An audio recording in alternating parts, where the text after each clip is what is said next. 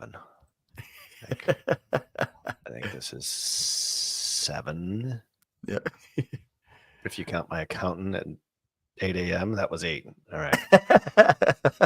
We're live, by the way. This is fun. Everyone just watch this chat. Waiting for people to roll in. This is good stuff. Live. Ready to go live. Ready. A premium account required too. It's funny. This says live last 30 seconds. All right. Now we're live. All right. Twitter, for Christ's sake. People hate when I say that on the podcast, by the way. What do you call it, Twitter? No. For Christ's sake, when I take the name of the Lord in vain, people get really pissed off. But yeah, Twitter is still giving us a problem here. So I don't know. That gave me a faulty signal, but we are live, John Moran. All right. Excellent. Happy Friday. Happy Friday. I can't believe it's Friday again already. This time just flies by. I know. Time flies when you're having fun, and we're having fun. You are on what? How many sales calls this week? Oh man. 1, 2, 3, 4, 5, 6. I don't know, like 7 or 8. Double to yeah. That's good. Sometimes we'll move a follow-up call for the following week, so it takes off the week. So whenever I see a blank spot, and I'm like, that probably was one. Yeah. Yeah. Exactly. Joey, hey Joey, and then Tyler says, "Happy Friday. When are you guys opening up the floor for questions?" Ooh, should we do a Q&A special where we just answer the public?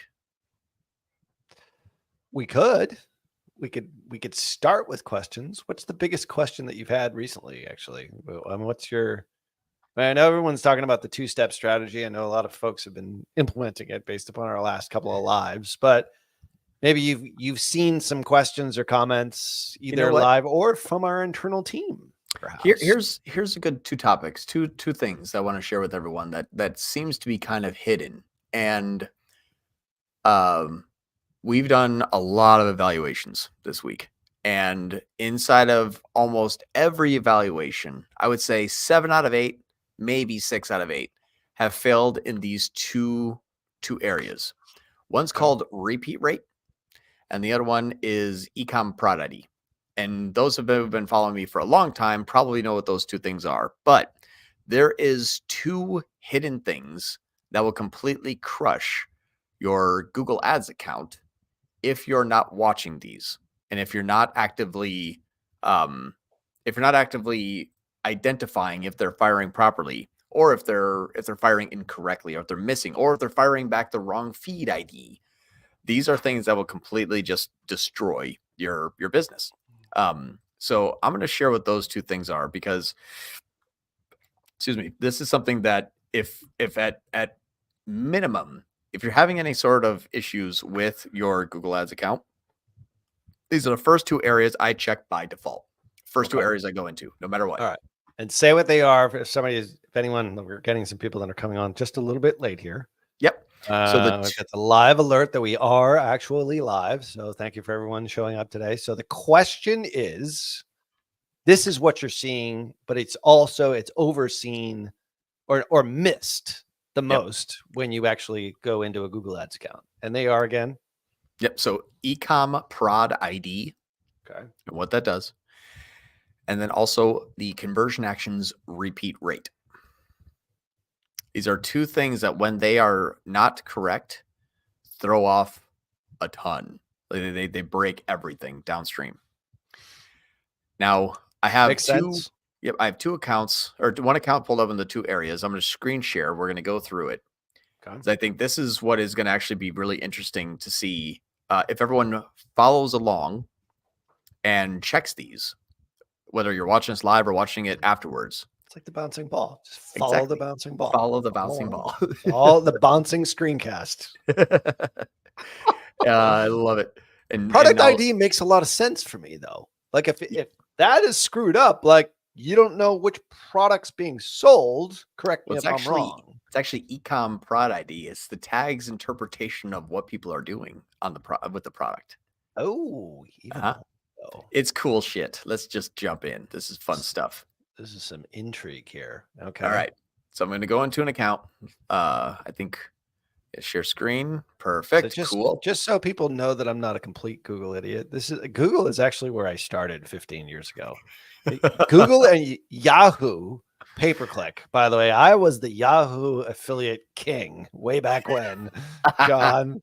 And then now, obviously, not so much. I lost like 7 Google accounts because I was a slimy affiliate. So anyway, and then it became sort of more of a Facebook guy. So some of these newer terms I might not be as familiar with. So if there's people that are joining that aren't at John's level, I'm your guy to make sure that you understand exactly what he's saying. I'm the interpretator, Yep. as Roger Clemens used to say. All right, so go ahead. We are watching your screen, following the bouncing ball. Cool. All right. So this is just pull up an account. I don't know what the date range is. Was it like 30 days? I don't know. Anyway, let's just say last 30 days. So scaling the account up, added $7,000 to bring it up to 13, added then $7,000 of conversion value. So our CPA stayed the same. Easy peasy, nice, easy, simple scale. Mm-hmm. But 2 things that we got to look at to see is Google using the optimal amount of partial data in order for it to effectively self-iterate and learn if you're going to use an automated bidding strategy. And first thing that you want to look into is go into your conversions, into the summary, and then click up here into the all conversion actions. And then go into column, modify columns. Under performance, you're going to see something called repeat rate. And repeat rate is the average number of conversions you receive based on interactions that led to at least one conversion. So what this means is that if I see a 1.10 here, it means that my $19,000 in conversion value is inflated by 10%. Got it.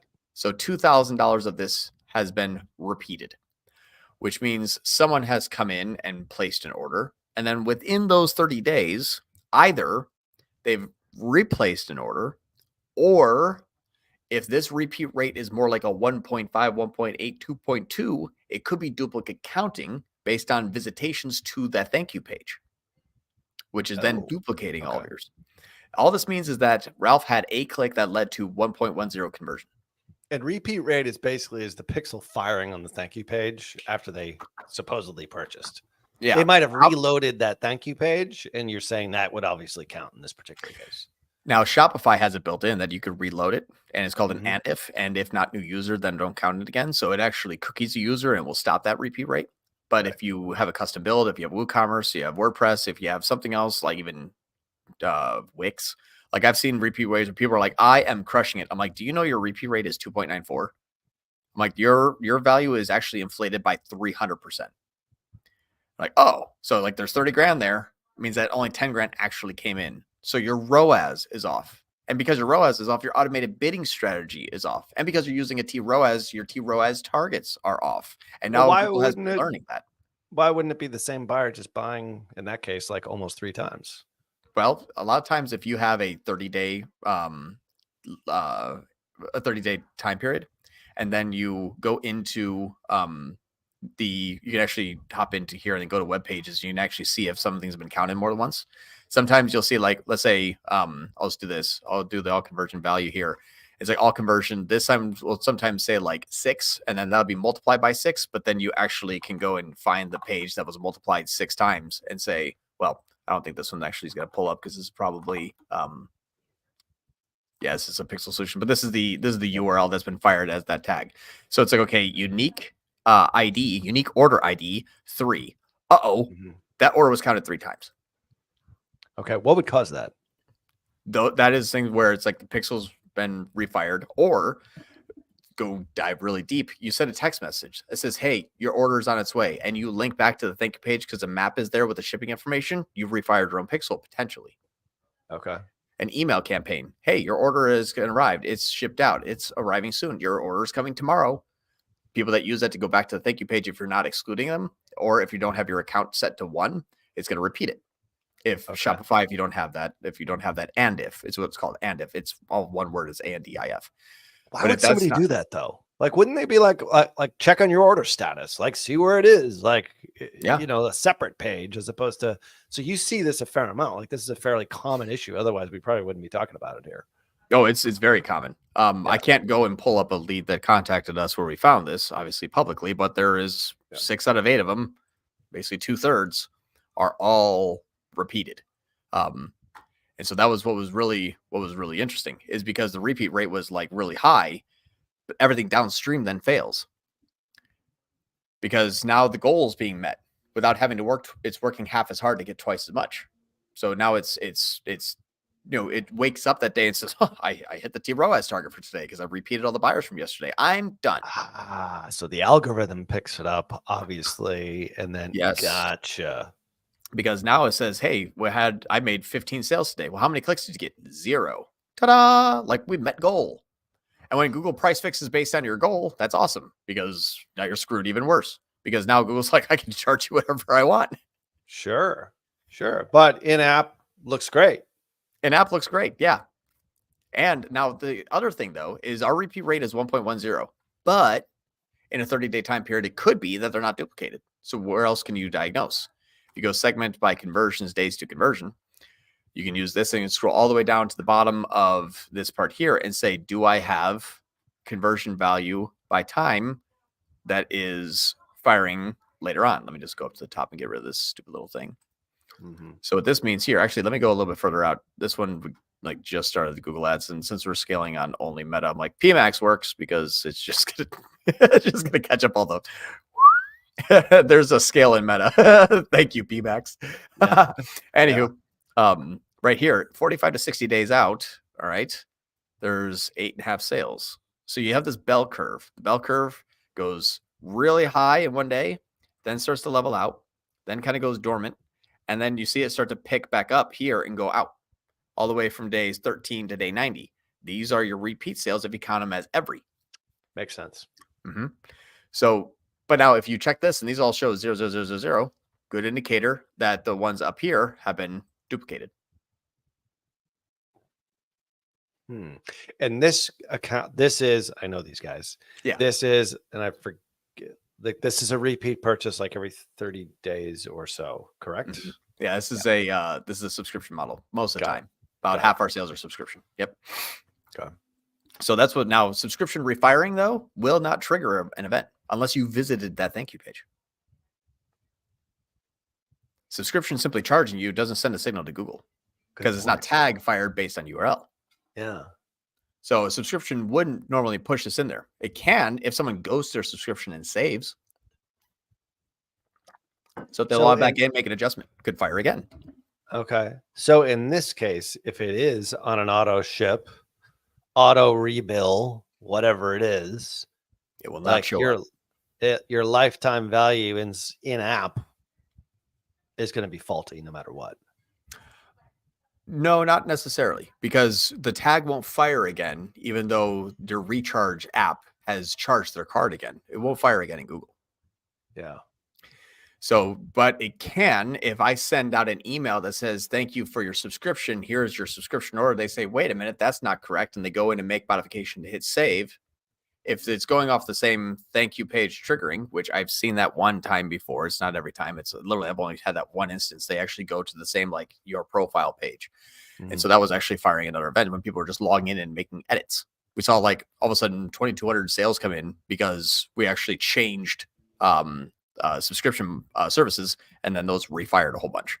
So that was fun. But anyway, if you look at the repeat rate and it's above 1.0 or 1.0 and you are not expecting it, like I am expecting this here, and I'm only tracking out to day 30, so my tracking stops here. I actually don't track those there.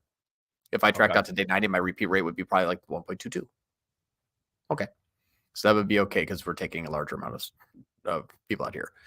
So that repeat rate, though, just ensure that if it's firing over a 1.0, that two things are happening. Either one, you're expecting that, you're okay by evaluating if it's going down to, your 30, 60, or 90 days, whatever your attribution window is set, and you see these repeat purchases, and you're like, that's okay for me. Just know that the higher amount of repeat purchases you have at scale makes your algorithm work less hard because it wakes up and the buy time said today I got a sale.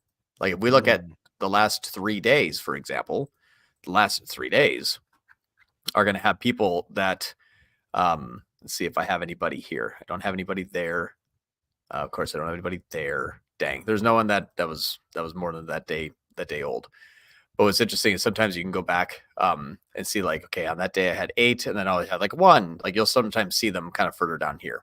We don't really have this because it's a new account. We're just starting to scale up. But the older an account is, the larger it is. Sometimes on a Tuesday, you'll have 3 sales by time. 2 of them came from 2 and 3 weeks ago because it could be repeat. So just evaluate the way that Google is tracking and make sure your repeat rate isn't too high because everything downstream algorithmically gets disrupted. And then the longer it's like that, the worse it is to come back from.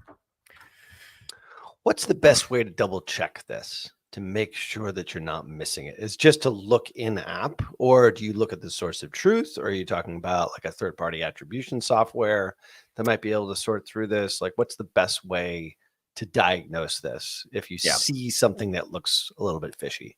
Yeah. The first thing I would say is after you look at this and you say, that seems a little high. So see the 13th, 14th is 1.17 yesterday. It was still 1.17. So it's 17% higher than what it should be. So when we're looking at this way here, typically what I would do is look at it like at a 30-day or like a week window and say, is this something that I expect? Go in and make sure in the last 30 days, is there people that are making multiple purchases in the 30-day window? Yeah. If yes, you're fine.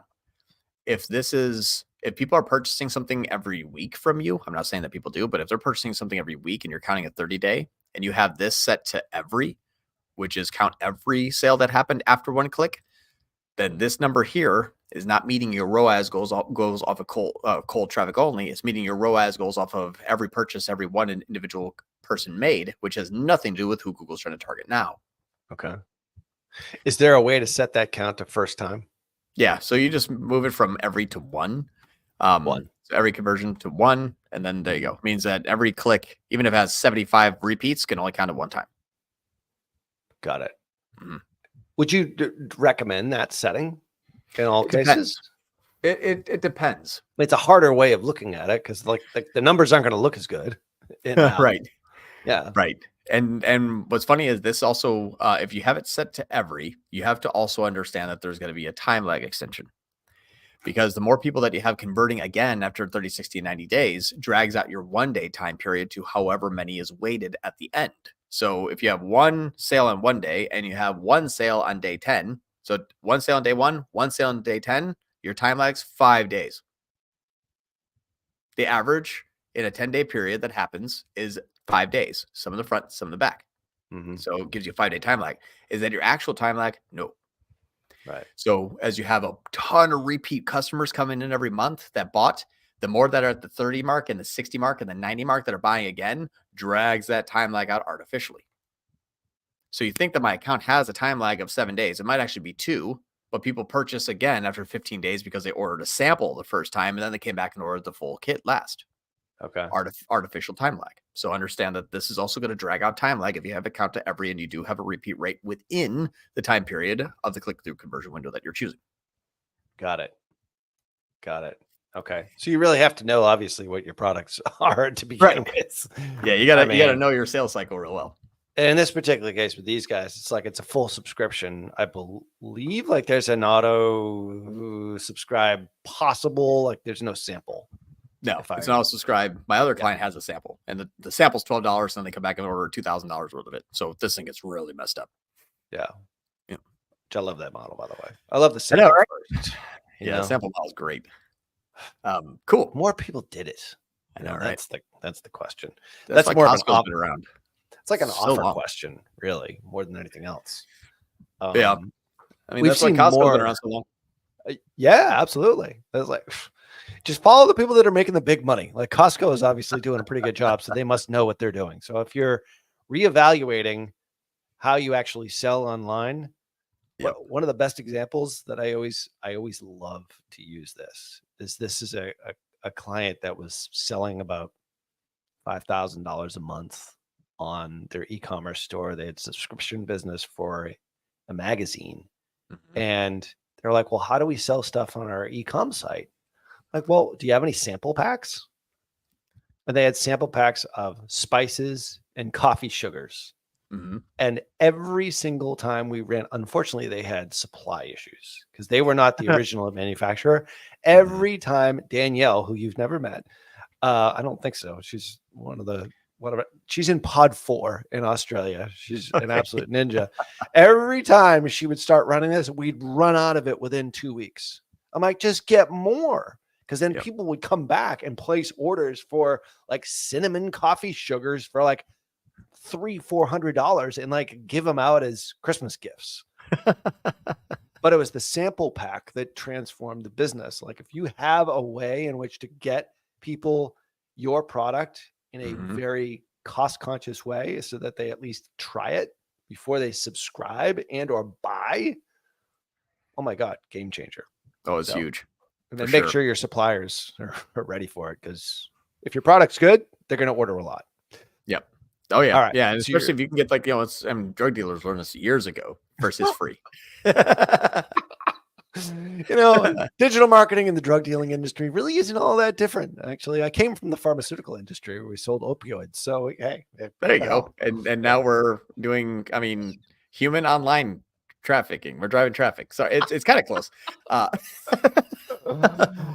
Joey, so we're on another screen here. Are we answering questions? It's just Joey goes, hey, what's the segment John's using for that view? So I didn't want it to go too far. Joey, this is the segment. It is a segment by conversions and then days to conversion. Got it. Yep. So here's the next part. This actually, you know what? I'll go to there from this view so you know how to get to there. The next one is Ecom Prod ID or ID. Google uses both depending upon what the tag feels like that day. That's how it was explained to me by Google. So just know that that's officially the the tag parameter. Google officially doesn't really know what's going on inside their ad platform. Is officially, I think. It changes. Yeah, it changes. So what we're going to do is we're going to go into the audience manager here under tools and audience manager, and then you're going to go to your data sources. And this took me like 10 seconds to find because I don't like the new interface of Google, and I've held off on using it for as long as I could before it finally just, here Ecom Prod ID is deprecated and it's changed to ID. That's what I heard, Joey, until I built this new account, and then it goes ta-da and pulls right back up. This was fun. It was supposed to be deprecated, but now they just seem to be using both. I don't know why. But you'll see Ecom Prod ID and ID, both the same thing. This one's tracking 1574, 1510, 219 hits, 220. They're the same freaking thing, but Google uses both. So if you only see one, that's okay. But Ecom Prod ID is the product ID parameter that Google uses to identify what's happening on the site, and also fires your dynamic remarketing. So Ralph went to the site, saw that product there, put that item into cart, maybe didn't check out, maybe left on that page, and you left, and I have 5,396 people in the last 30 days that went to that product right there. And now this is what Google is being fed back from the tag that says, hey, go show Ralph that product there. That's the product that Ralph is interested in. Right. And so it's either that is the product that there's 3 different ways. One, you spent the most amount of time on that product on the site. You left the website looking at that product, or you added that product to your cart and did or did not purchase. It just depends on, if you're going to be excluding those purchasers. But that's what the Ecom Prod ID does, is it identifies that product and it ties it to a person. However, it does much more than just fire the dynamic remarketing. What it does is it learns user behavior by product. So if they see Ralph clicks an ad and goes to product A, then goes to product B, and then buys product B a bunch, they're going to show more product A. Just because that's the ad that's attributed to that click that got a sale, even though it was not. It got the interest. Right. That got the interest. That actually makes a lot of sense. Right. So they're saying, well, a lot of people, when they click on that ad, they buy that product, and it's a dumb engine. So I don't have to be like, how do we make this more efficient? That's up to us. We just change ads. We start promoting a different product. But what's cool about this is you can kind of even see these 2 things right here. Technically, these are your 2 top performing products on the site for traffic. This is source agnostic. You don't have to run Google Ads a day in your life to see these numbers here, as long as a tag is firing back to you a hit on that product. So it doesn't even need to come from Google Ads. So big companies that are only spending $1 a day will see like 300,000 here. It will still Mm. fire. This is how PMax then takes that information of people being fed from Meta so they can go and hunt down people with PMax. I'm using that to my advantage. I'm leveraging that. You'll see the Viz 30, whatever it is. So I'm going to copy that one and I'm going to go over to campaigns. I'm going to go to products and I'm going to say add filter, item ID. Is this here? You're going to find out which one it look is. at that. Well, it's the only 3 that I'm actually marketing. So that's the reason why. But what's funny is you'll remember those 2 that were there. There's 2 on there right now that are actually working well. So if I go back to that list here, finding this one and then going forward, then using this, I don't even have that. I don't even know what that is. I actually do because we're using landing pages, and so the Shopify IDs come in, but we're not using those versions. We're using a landing page version. That's why it's a custom ID. Wait, I have to go grab that again and say this is our custom ID one. We're not using the Shopify ID code, but this is the one that we have a unique landing page. The unique landing page is like the /products instead of pages, so that we can use this specific kind of, much different than the normal product page. It's a whole long form sales page. So that's why we're sending the traffic to those pages so that we can have really good use cases. Yeah. But we know that that's the page. So what ends up happening is everybody that's visiting that page, because that's all of our paid traffic, Meta and Google to that page, this is combining that efforts, and that's how they are sharing the user. Tag fires back, someone hit, says, got it, Roger, I'll take it from here. And then, PMax can go take all the credit for it did, nothing. Well, it just starts making sales first day. But that's how Ecom Priority fires. Now, if the Ecom Priority doesn't fire, what Google says is we got to click on an ad and no conversions came in. What do the people do? Don't know. They stay on the page long enough? Well, what page do they stay on? Whatever the product ID was, even if it's wrong, it's going to use that. Or if it misfires, or if it fires a ID that's not found in the feed, what does it do? It remarkets whatever it wants to that person. I don't know. Choose 6 products in your PLA for PMax to be like, you like these carousel ads about products that you have no idea are even on our site? And now my PMax fails.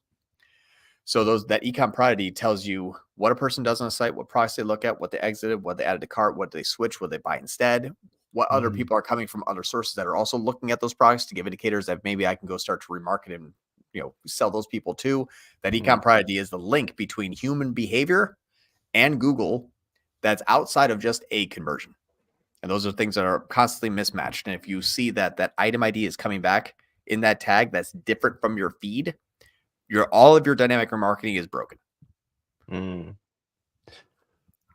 Why would PMax, like in that particular case, if you ran PMax, why wouldn't it just automatically go right to that product ID and nothing else? Like, I thought that was sort of the goal. Like, PMax just basically scoops up, whatever's the easiest conversion. Or is that what you're saying? Like, what am I misunderstanding here? So PMax will, for example, when you have the tag firing on your site and you launch PMax says, okay, well, who's on the site right now looking at products? Yeah. Right. That's the first thing it does. It gets it from Ecom Product ID. Okay. That's how it's visible. That's how PMax knows what's going on. Or if there's no traffic at all, PMax says, okay, I'm going to go prospect. I'm going to go find people. Search up in YouTube, GSP, Discover Display, blah, blah, blah. It's going to go and try to find people. When it gets an ad click from a person and sends them to the site, that Ecom Product ID is telling Google this is what they did. And so that is basically a learning engine. If that is not available, PMax is just going to get clicks and then wait for conversions. It's going to miss all of the journey on the inside. Interesting. It's like the spy telling PMax, hey, Ralph actually clicked on that ad. They bounce immediately. Don't find any more Ralphs. Rather than, hey, Ralph clicked on that ad and time likes 12 days. Let's see if Ralph converts in the next 12 days. It drags it out much longer. Got it. Cool. There's your little pro tips of the day. There you go. Ecom Prod ID and conversion action repeat rate. And we thought we didn't even know what we were going to talk about today. I know. I was like, I'm going to wing it. I was like, you know what? Here's what happened this week that everyone should check in on. Well, it's cool because this is like in real time. We can actually get like the issues that you're seeing during the work week, managing different accounts and seeing, like, let's talk about maybe before we get to the questions here, like some of the interesting scenarios that you've seen this week in sales calls and how different Google strategies, like we were just talking about this before we started recording. It's like like in your brain, like when you see a specific thing, how do you kind of channel it in one way or another way or another way? Like what kind of goes on in there, in that cranium, like that overly caffeinated cranium of yours? Right. Overly caffeinated and overly salted. Oh my gosh. God, everything. I'm drinking my gym weed today. I need some electrolytes. I've got my water now. Yeah. But so it's always reverse engineered based on the goal. And it's usually unique each time. So sometimes if you have a product that is, or a service, like we had a SaaS company today. So that's the first thing you ask is the goal. Like I've noticed this is a trend. Two things, always two things, starting with what pain point have you been, no, it's what's the goal that your company's looking to achieve and what pain points have you experienced thus far? Those are the two things that will tell me everything I need to know to kind of reverse engineer strategy. Okay. And it's sometimes as, vague as in, well, I just need to, start to grow. And it's also sometimes very specific as in, I need more trials. Just trials. Don't worry. Just trials. Doesn't matter how they come there. Don't worry. We'll deal with your measurement later. Yeah, exactly. So the other part is like, inside joke there. Right. The other part was more of like, hey, we have to be extremely niche and targeted because we have a subset of a large industry that we're going to have to use video in order to show to our, top line bosses that the money that I'm fronting personally as an investor in this company is worthwhile, that they should also invest too. Like, I mean, let's get specific on this. I know which one you're talking about here, but why did you go down that road? Like maybe like give the listeners and the viewers here, mostly viewers, I assume, because this is video. Like, what's the business? You don't have to say who it is. Yeah, they have an algorithm that does basically crypto day trading for you. Okay. And algorithm that does crypto day trading for you, and their goal is to book two $250,000 consults a month. $50,000 to $250,000 paid consults a month, along with new freemium to LTV user acquisition using majority outbound campaign types that have to go to a very specific niche that is outside of the majority investors, like the people who buy and hold stocks or do bonds or ETFs and that kind of stuff. So probably accredited investors is what I'm guessing at this point, like high younger generation crypto traders. Oh, okay. It's a crypto one. So usually the accredited aren't in crypto. And the people that are younger that are using Robinhood aren't going to be able to use this because you have to change brokerage firms. Okay. So we're talking like super, like this is ultra niche. Yeah. This is not your, like, I would just want to sell more stuff on my e-commerce site. Right. That's kind of relatively straightforward. Okay. So take us through like, all right. So now we have, this is highly nichified. Yep. So where does it go from there? Yep. So the first thing I asked was, if it's going to be outbound, we're not going to be doing inbound search. I would agree. A new product, new industry, new awareness. We're not doing things that are inbound. It's got to be pure outbound. We're going to start with YouTube first, just because they had bad taste in their mouth off of Meta. It was too broad. I agreed, because if you're in the investment space, you got to buy the haystack to find the needle. So what we did is I started asking a series of questions as to if you're going to be attracting a target audience today, what websites are they going to? What apps are they using? Mm-hmm. One of the apps that they use, and some websites that they visit. Actually, it's pretty cool. So I'm just going to go into assets, do a custom segment. This one right here. Coinbase. This one. Yep. Coinbase, the app. Coinbase, the app. Okay. Mm-hmm. All So the people that can use this new are there. Where does your ICP hang out right now? And or what apps do they use is like the first question. Mm-hmm. After we got like obviously super niche, the goal is it's pretty big. Like that's 2 of these consults per month. Like you hit that, you're crushing it. Mm-hmm. Because they hit that, it pays for everything at scale. That's a nice to have. Okay. But is there an in-between conversion between that and like that's the end goal? What was before it in the funnel though, I guess? Or have they getting users to the they have a funnel, they have a freemium, they have a subscription, they have email. Right now they've been building it off of just hopping into podcasts.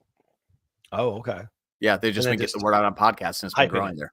Yeah, okay. They make I think they have something like I don't want to use their numbers, but their revenue right now is in the millions annually. Okay. Just off of podcasts. So obviously a successful product, a successful service, a successful offer. Mm-hmm.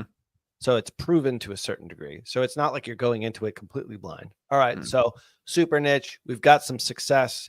You need people to be aware of this. Yep. Really. And you need the pockets to be aware. So the podcasts that they go on are like crypto day trading now today.com. Like that's like they're there. So you're going to get like my son who has no money. And then you're going to get like guys that have been, in their mid 20s. Look, I know a guy with a Lamborghini that just like trades all day, got lucky. Like you get those guys too. Actually, he's a really hard worker too. The point is like, you're going to get everybody, you're going to cast the net wide, but the focus is just on this very, very specific niche. So your methodology is go broad, find out where they're at, right? What apps? Well, it's almost go niche. So like we're gonna go niche to where they're at. Like they're gonna be typing things into Google where it's like crypto day trading tips, crypto candle read, crypto, and because what we want them to do is they're figuring out how to do like day trading and swing trades on cryptos, but they are in the learning phase or they're like looking for a level up of like the advanced techniques. And they're going to come in and say for $99 per month, I'm just going to use that as a number because it's close to it. For $199 or $99 a month, we can do this all for you. And you just open this account, you dump it in, you hit go, and you watch your money grow. Okay. By me saying broad, like going to the Coinbase app is that's a broad target. I thought you were saying like investors, like that kind of thing. No. Well, yeah. I mean, I guess technically that's super broad, but I mean, Coinbase app is still pretty broad, but within that Coinbase app, you might have 1% or less that might qualify for this is my guess. Well, that's the thing too, is we're bridging the gap between someone coming and paying $50,000 and someone coming and paying $100. And we have a limited time to make this work. If we can start to grow that and we get onesie twosies that come in, we're home run. But we have to be either really efficient on 99 or we need at least 1 or 2 of these sharks to come in to pay for everything. Got it. So we had another call. We had another call this week, actually, in a very similar way, where they hadn't fully formulated it, but the end goal was sort of a $15,000 training. And we were trying to figure out what's your $99 offer. Right. Exactly. It's kind of the same. Yep. So like what we're talking about here is you're trying to figure out where they hang out. Who's your ICP? What's your goal? How do I get there? How do I qualify them? How do I use Google Ads? How do I potentially use that and Meta together in order to reach the goal? Am I safe in assuming that? Yep, exactly. And so the recommendation was create a lower priced offer or no? This is what I don't know about, by the way. This is for this one here. For this one here. Yeah. So the actual one we're going to do is we're still going to offer the core SaaS tool, the service. Mm-hmm. Yep. That is going to be our primary. And what we're going to be doing is we have a form with hidden form fields so we can track UTM parameters. And then that form is going to be dynamic on a radial drop down. And it's also then going to pop a Calendly. So what it means is that you're going to say, thank you for signing up for the program. What amount of value do you have in your brokerage firm? because they're looking to sign up to test this thing. Got and if it. they make it over a specific threshold, they actually are prompted on the Calendly to talk to the brokerage specialist because they're a unique case. And that's where they get their sales call. Got it. So you might have multiple variations of that form fill, but maybe one or two combinations would actually send them to a scheduler to go to a salesperson because you've pre-qualified them. Yep. And right now, what they do is they basically have it where if they click like get a demo versus like sign up, the get a demo goes to a guy and he just treats it as every sales call. The people that just sign up, they just let it go. And I said, well, what if we packaged everybody in here? Because you have people that may want a demo that need to talk to sales. So pre-qualify them in the ranges. Like, how much in your brokerage? 0 to 100 grand, 100 to $1 million. Oh, you got to talk to Bob. Got it. So they're pre-qualifying off of larger chunks.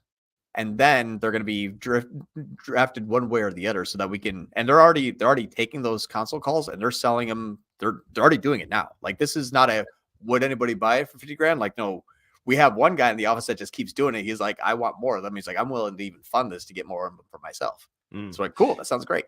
And the ones that don't qualify for the sales call or don't automatically go to the scheduler, what do they do with those? Do they send them off to affiliates? Do they have lower price products?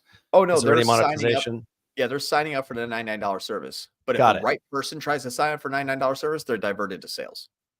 Got it. So if you don't qualify for sales, go ahead and sign up. If you do qualify for sales, go ahead and sign up with Bob. In my opinion, this is as important, if not more important, than a lot of the stuff that we discuss here. We talk about the tactics once we get to that point, but we're actually talking about like an entire business and how you actually monetize it through digital advertising, through ads, obviously through Google.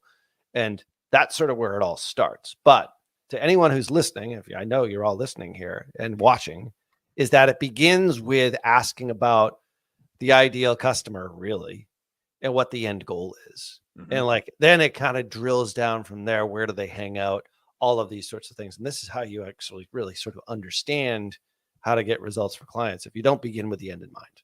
Right. Yeah. If you don't know where you define them and where you're going to put them, channels later. Like, yeah. It's like before you say what type of what ad campaign am I going to run, you have to first ask where are they and who are they and where do they even exist? Yeah. And then if I can find them, then what am I going to do with them? Yeah, I know last.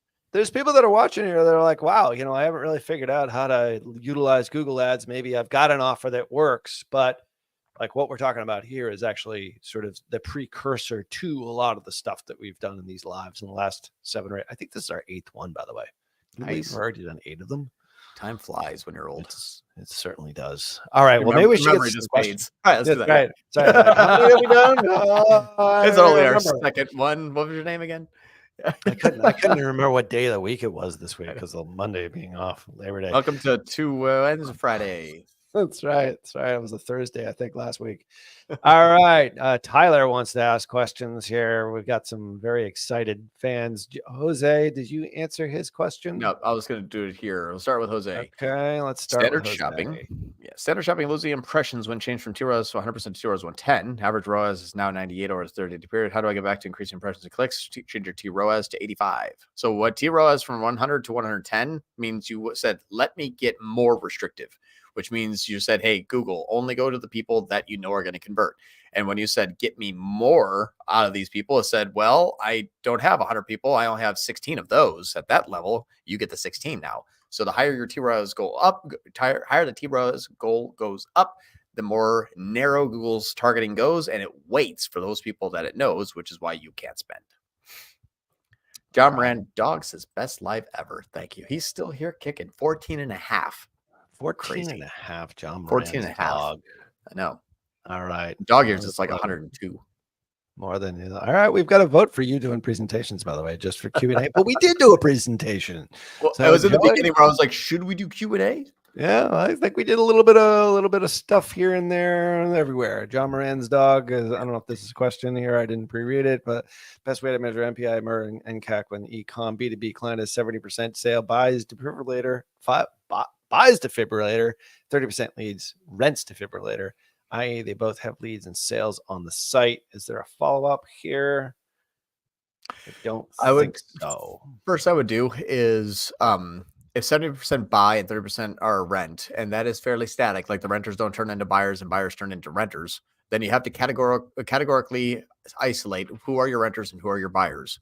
And then first thing I would do is take total spend divided by one and the other. And then I would then dive a little bit deeper in saying, can you identify the search terms that are being used to sell or rent the defibrillator? Because if you're doing B2B, there might be something where it's just like defibrillators. And if that's so broad, then actually have offline imports of conversion actions off of rent or buy if you're tracking Gclid and Gbraid, Wbraid, so that you can say what keyword, what ad campaign, what ad and what ad group are renting and selling defibrillators, and then overlay those two to see, is there a big discrepancy? And if not, people that rent or buy might just type in defibrillators. You might not have any control over that on inbound. Yeah.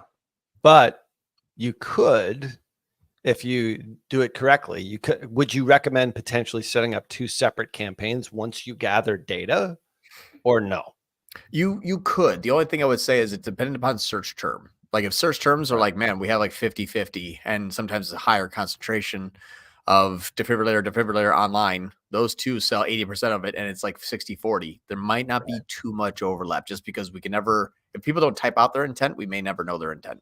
Right. So it's not going to be as easy as buy defibrillator versus rent defibrillator, because rent defibrillator, like buy guy doesn't know whether he should rent or buy, and rent guy doesn't know whether he should buy or rent. And buy guy doesn't even know that you could have rented and found that out later. You know, there's so many things there.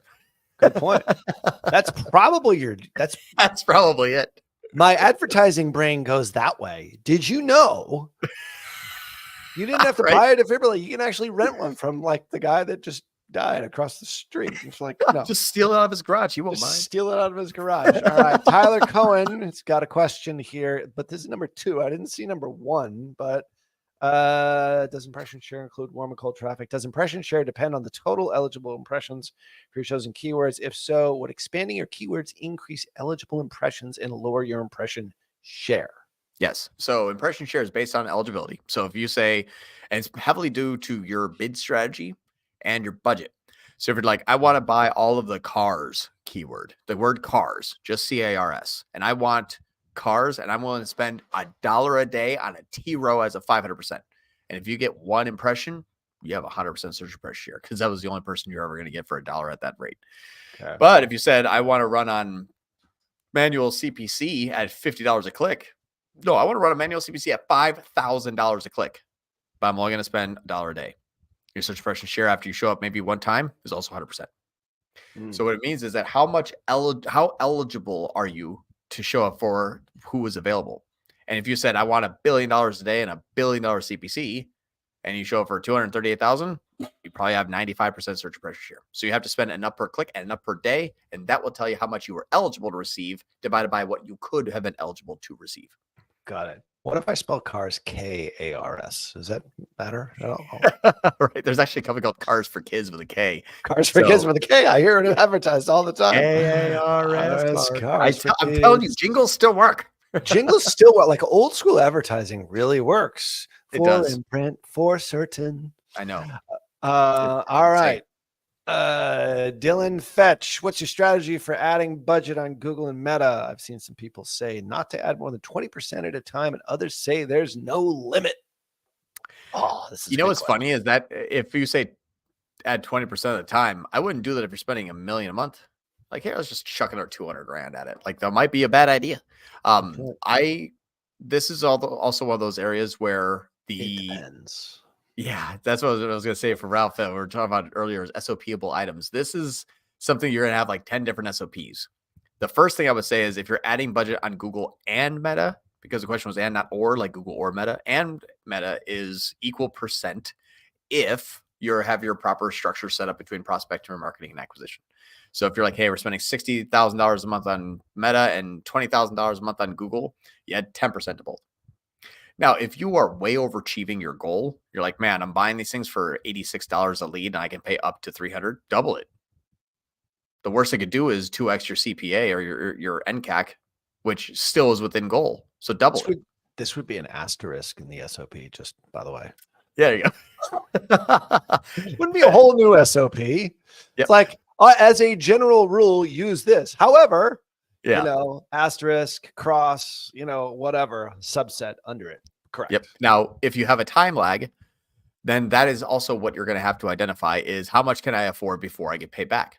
Now, Right. if you also have an LTV that is longer, then you have an NCAC payback period. How much can I afford to spend? And does my NCAC increase? And then how often or how long is that going to take to be made up? And then you have to your NCAC or your CAC payback and time lag. If those are long, then you just have to continuously increase.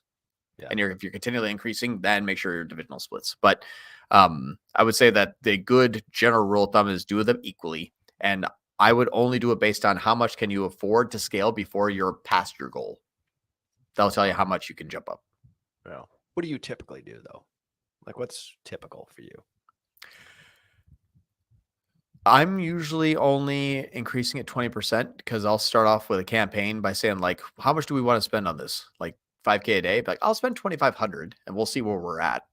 And then I'll increase up to 2,500 and then to 5K. And then to get it after that's good, after to scale it, then it's usually about, if it's a short time lag, about 2 days, I'll do 20%, but every 3 days. So that means that I'm going to be doing basically 40% a week.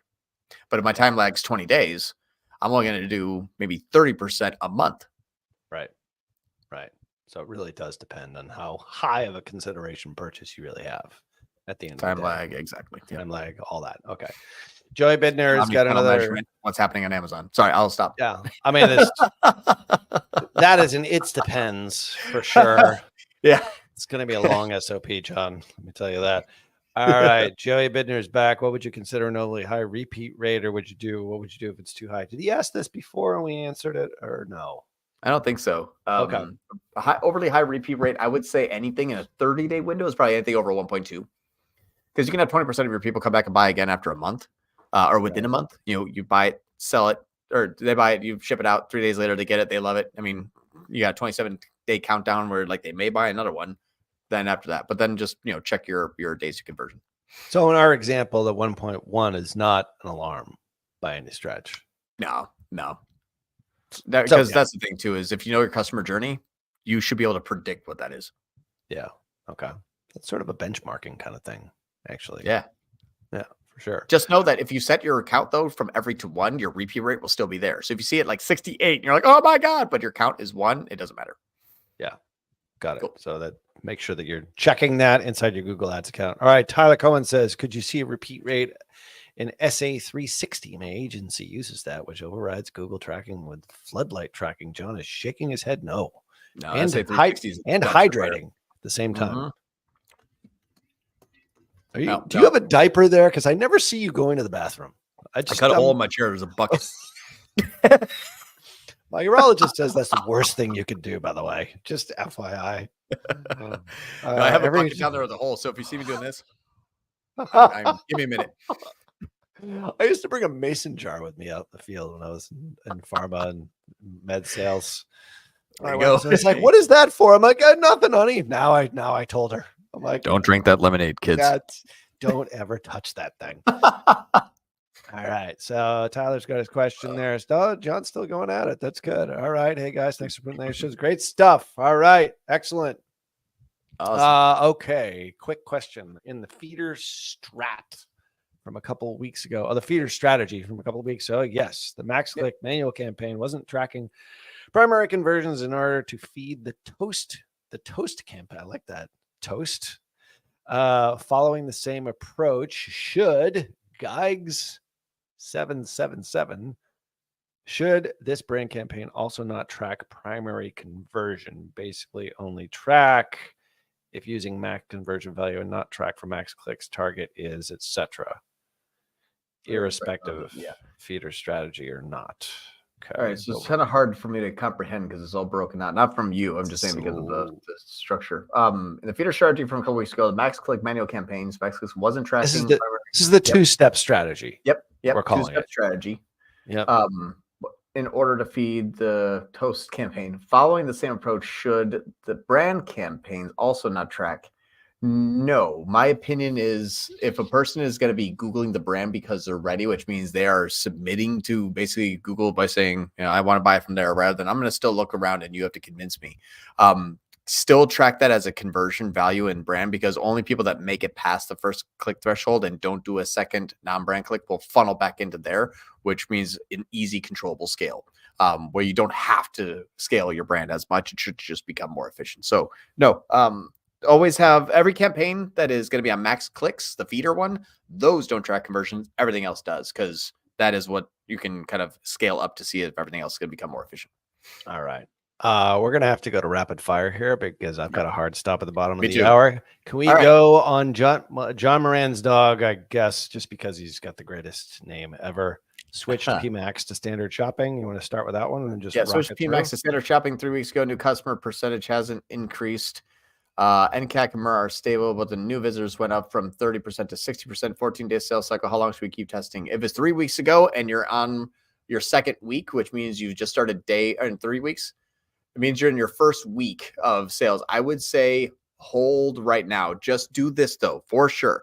If you switched from PMax to standard shopping, typically your volume is going to drop. So just look to see if sometimes you have to spend a little bit more to make sure your positioning is good. What you can't do is PMax is just sniping what's available. And if you're like, hey, that thing's maxed out, I got to go outside. It may be that you didn't technically max out PMax or wasn't hunting.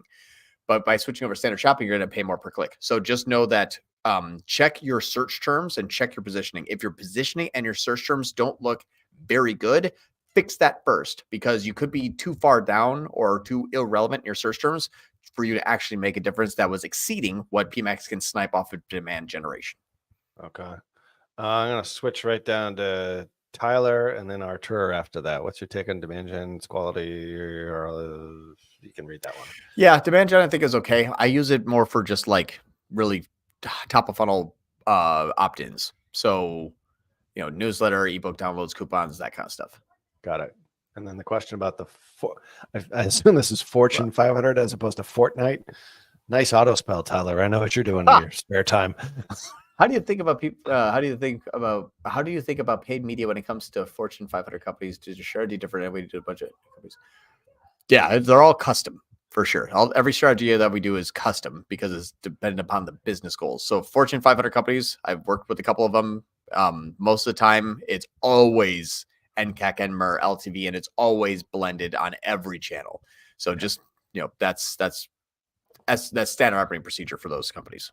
Got it. All right, Artur, a long-time listener.